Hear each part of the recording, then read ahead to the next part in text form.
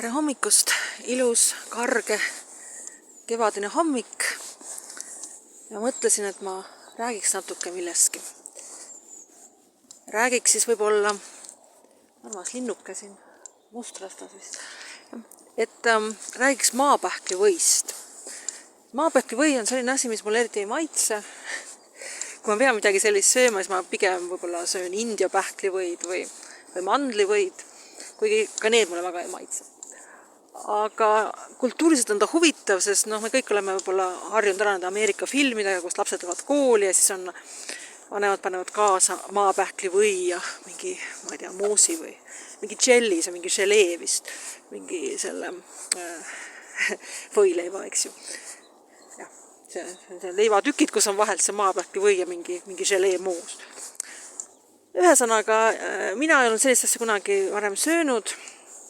Aga ma olin Hongkongis, siis Hongkongis on selline asi, et nad on teinud vaesema elanikkonna jaoks või tegid kunagi minevikus lääne ühiskonna või pigem see Briti ühiskonna peegelduse. Et näiteks see peegeldus on muutunud nüüd viimasel ajal niivõrd popiks, et kõik influencerid on hullud selle järele ja nii edasi. Et põhimõtteliselt on tegemist ka gastronoomiaga, et need on, ütleme, lääne toidud, aga need on lääne toidud nii nagu näevad seda ida inimesed. Ja need ei ole päris lääne toidud.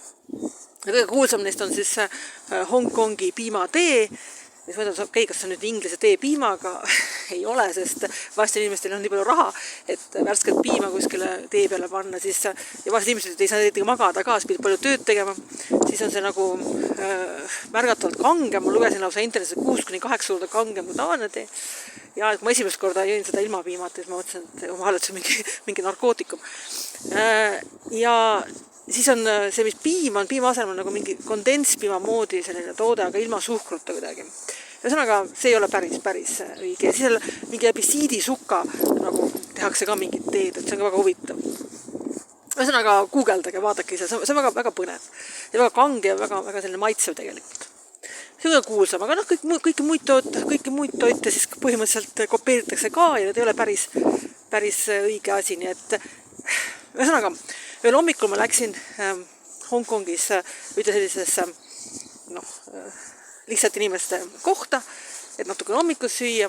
Ja seal oli menüüs just see maapähklivõi ja moosi selline võileib või see mingi rössai. Ja ma otsusin endale selle ühe tellida. Esimest korda elus süüa siis maapähklivõi ja moosi leiba.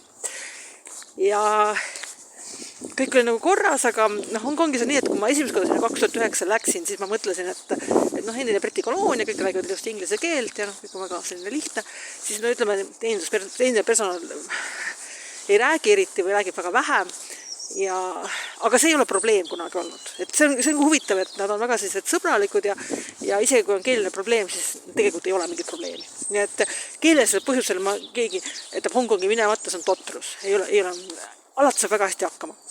Ja oligi seal kohas oli väga sõbralik selline vanem kantoni naisterahvas, väga rõõmus mind näha, kui welcome, eks ju. Aga peale seda welcome'i ta vist eriti inglise keelt ei osanud, aga me saame hakkama, kuna menüüdes on tavaliselt nii, et on inglise keeles ka. Ja siis on nagu nende Hiina märkide all ja siis nad saavad kohe aru, mida sa tahad, eks ju. Aga see, et need Hiina märgid olid natuke nagu viltu, ta täpselt ei saanud aru, mida ma tahan. Ja siis ma võtsin välja selle nutitelefoni, Google Translate, otsisin selle, panin ühele poole selle piinat ja teiselt poole siis tuli siis see kantonikeelne variant ja väga hästi saime hakkama. Ja mis ma siis jahun sellest maapähklivõist nii palju, sellepärast, et mõned aastad tagasi oli Eestis selline juhtum, et ma olin Tartu Kaubamaja toidumaailmas ja seal oli üks välismaalane, kes tahtis osta maapähklivõid. Ja üritas müüja käest küsida inglise keeles, et kus see asub. Ja müüja ei saanud aru, ta ei teadnud, eestlased ei söö seda, eks ju. Ja mõtlesin, ma lähen juurde, aitan. Aga siis, mis juhtus, oli see, et see välismaalane hakkas selle müüjaga nagu käituma väga, väga inetult. Nagu üleolevat, umbes see loll päris maalades, sa ei tea, mis asi on peanut butter, eks ju. Ja siis, kui ma nägin sellist ülbet suhtumist, ma mõtlesin, et issand jumal, et nüüd jääb sul küll see maapähklivõi söömata. Et sa ei vääri seda. ja võib-olla ongi, et kui sa oled ise välismaal, siis tuleb hoida madalamat profiili ja mitte niimoodi ülbitseda. Ja see on nagu kliendi mure, see probleem lahendada. Nagu mina selle lahendasin, eks ju, Hongkongis ja sõin esimest korda ja ainukest korda elus olen söönud. Ja ma olen suur kindel, kes on ehtne selles mõttes, et kuna nad kopeerivad neid lääne toite, siis võib-olla, kui ma kuskil Ameerikas sööks, see pisut teistsuguse maitsega. Vaat niimoodi.